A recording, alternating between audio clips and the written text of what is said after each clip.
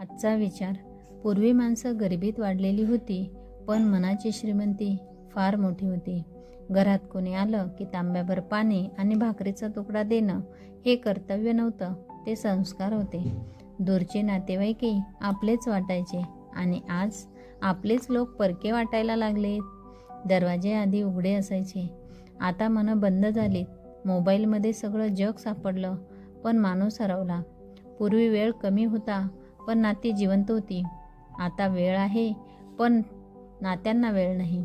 एकाच घरात राहूनही बोलणं कमी झालंय आणि स्टेटसवर केअर दाखवणं जास्त झाले. माणुसकी हळूहळू संपत चालली का, की आपणच तिला विसरत चाललोय? आजही वेळ गेलेली नाही. एक फोन करा, भेट द्या.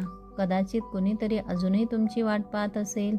माणुसकी जपा, कारण शेवटी माणूसच माणसाच्या कामाला येतो. धन्यवाद.